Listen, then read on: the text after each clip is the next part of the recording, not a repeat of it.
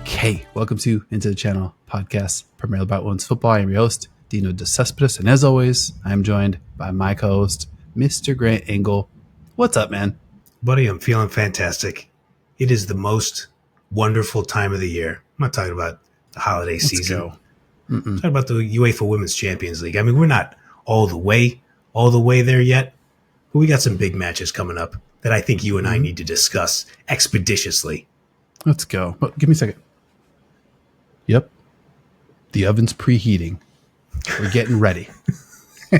Some balls are getting kicked around. There's some stretching happening. We're doing some research. We've got some takes ruminating. We're not going to get into the full-blown Champions League preview. Obviously, nine teams are playing for a spot in, not the group stage, but whatever replaced the group stage, this weird round robin thing that they've got going on, which now will include 18 teams. So 9 teams are in, and 9 teams are going to battle it out. First leg coming up here on Thursday, September 11th. Second leg next Thursday, September 18th. And there's one team in particular, my good man, that I want to talk to you about. And that is our beloved. Who are we talking about? Let them know. You're goddamn right. It's SK BRANN from beautiful Bergen, Norway. I can't wait to discuss this. I'm so excited. I'm warm in this hoodie. Can you just give me like 1 second here? Yeah, no doubt. All right, my apologies there. So now I'm ready. Let's discuss the UEFA Women's Champions League and the mighty SK BRANN. Whoa. That is incredibly sharp. What a kit. Appreciate that. Unbelievable. You are so ready. I'm sure, as everybody knows, watching this broadcast, this is the 2009-2010 away kit for SK BRANN. Now, the men's side, yes, it turns out men do play football as well. But I was able to pluck this baby off the old internet. Shout out to Eric Husklepp, pardon me. Obviously, I'm a lifelong BRANN fan. Yeah, shout out to the Who's. Shout out to the Who's. 25 goals in 2 seasons, 2009-2010. Let's go. Yeah, had to be done. Unbelievable. Shout out to you. I'm very bummed I didn't wear my jersey, but I feel like I've gotten some reps out of it.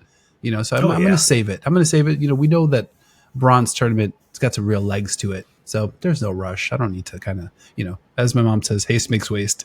We're going to leave that baby in the closet for one of the big matches. This is just, I don't know, what was a sparring session, a little warm up.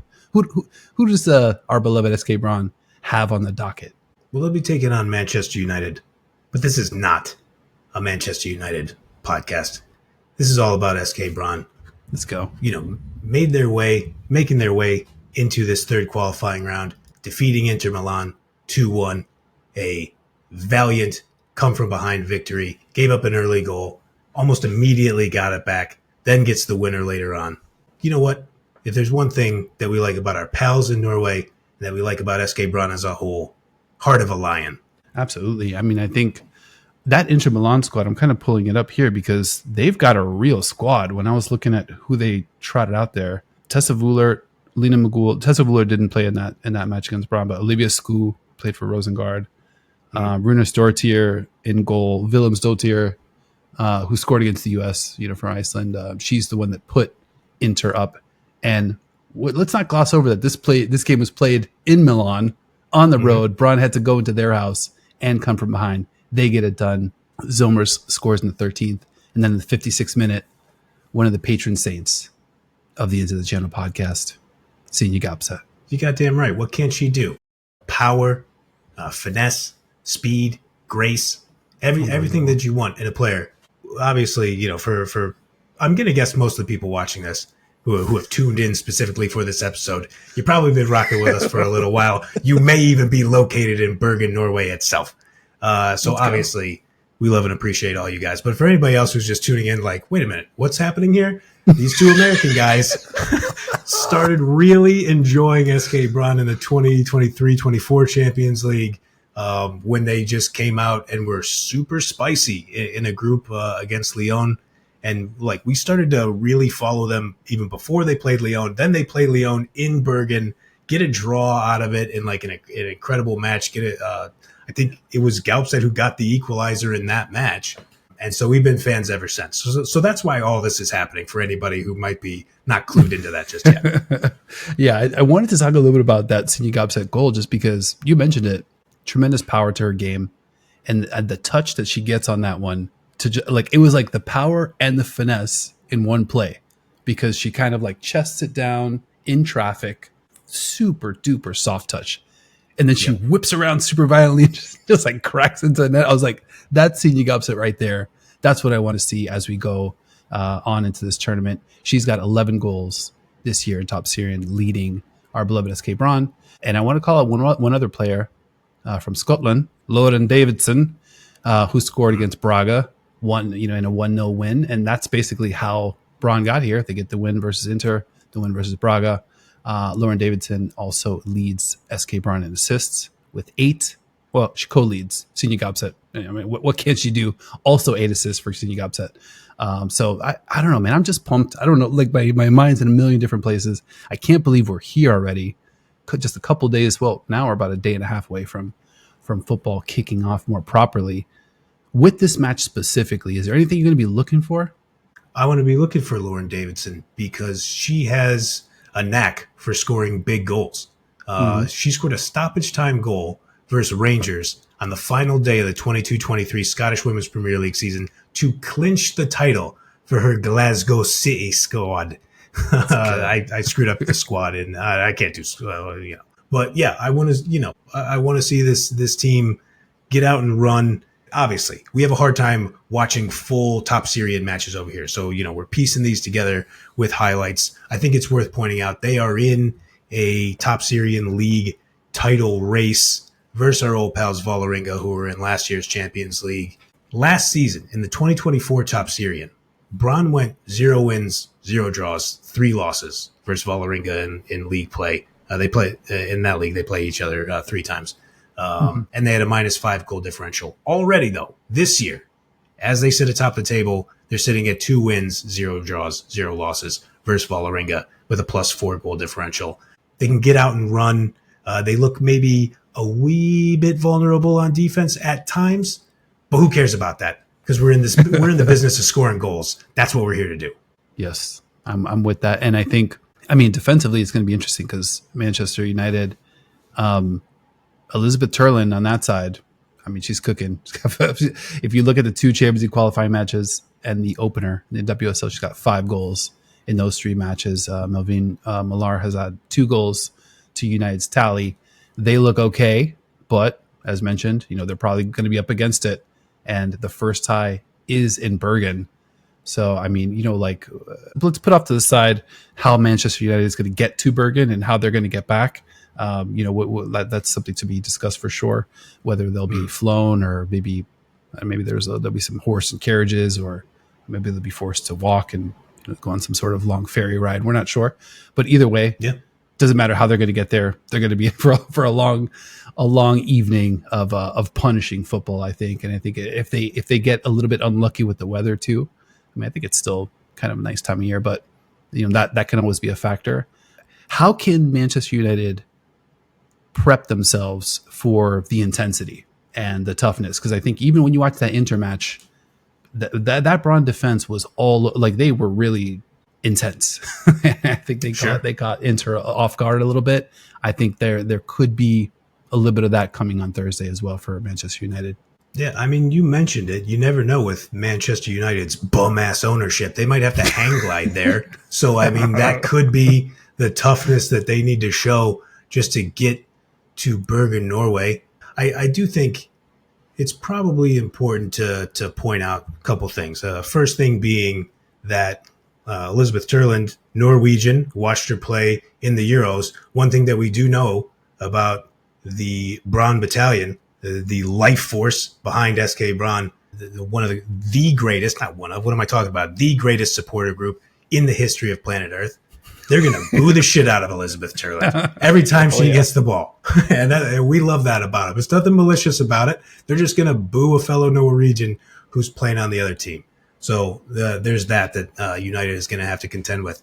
And, I think people are going to be surprised by this because I think people know, my allegiances in the Women's Super League, in the English Premier League on the men's side of football. lie with Manchester City Football Club. They're my first footballing love. So I think it's important for me to mention this. Do you know what I like about this Manchester United side? No. Not a goddamn thing. I cannot wait for SK BRANN to, figuratively speaking, cave their heads in and knock them out of the Champions League. They don't deserve to be there. BRANN deserves to be there. I can't wait for it. I mean, I think that this is where we've been leading to. We had to sit on the sidelines as BRANN supporters last year, but as the Into the Channel BRANN Battalion honorary members that we are. That was a tough 12 months. Didn't like it. Arsenal winning the Champions League softened the blow. Sure, that helps. Helps for you, yes. Now we're back. And you're missing your Manchester City that you mentioned, not in this tournament, in this competition. So now you must invited. Your heart just must be pulsating. Yeah, what else do I got, buddy? I mean, this is it for me. So, when the draw happened, I woke up. I had an alarm set for the draw, which happened at 3 a.m. Pacific time a few weeks back. I woke up 2:55. I watched the draw shake out. I think it was the Austrian team was one of the first ones drawn. I was like, would have liked to play them. And then BRANN draws United. And there was a split second where I was like, wow, isn't that funny how that works out? And then it was just pure excitement because now I get to live even more Manchester United suffering. I love it. I cannot wait. All right, man. Anything else you want to hit? Anything else we need to hit before we get into this matchup? I know we're going to be back after the first leg with some proper recaps. I'm not sure if we're going to bang through all 9 matchups, but we'll definitely get into it. We're going to cover the teams that we feel like have some legs. Some of our old friends, I think, are in the mix here, trying to work their way into that final 18. So we will be back after leg 1. But anything else you want to hit before we wrap up this SK BRANN Manchester United preview? I believe that was comprehensive enough, just as comprehensive as SK BRANN's victory will be over those shiesty Red Devils from the wrong side of Manchester. I wouldn't put it past BRANN to just give them an ass whooping and then put them on a plane back to Manchester themselves. Yeah, we'll show your broke ass club owner how to actually operate a real football club. Hell yeah. All right, man. I cannot wait. All right, man. I think we did it. This has been another mini episode Into the Channel. Thank you for watching, listening, hanging out. If you enjoyed the show or love football as much as your boys do, make sure you kick with us each and every single week. Like, subscribe, follow YouTube, Spotify, Apple Podcasts, wherever you like to watch or listen. Leave us a review over your favorite podcast app. Links to all of our socials, except one, showing us of this episode. Thank you for rocking with us again with this mini episode. And thank you to my co-host as well, Mr. Grand Engle, for bringing, I'm not sure if you get labeled a fashion icon very often, but I like what you've done here from a fashion standpoint. Just letting everybody know what this show is about, what you're about, what we're about. And for that, and for many other reasons, I appreciate you, bro. Likewise, buddy. Thank you for the kind words. I had to, I scoured the internet. I knew BRANN had black jerseys somewhere. Even then, this is probably the most color I've worn in several months. But you know what?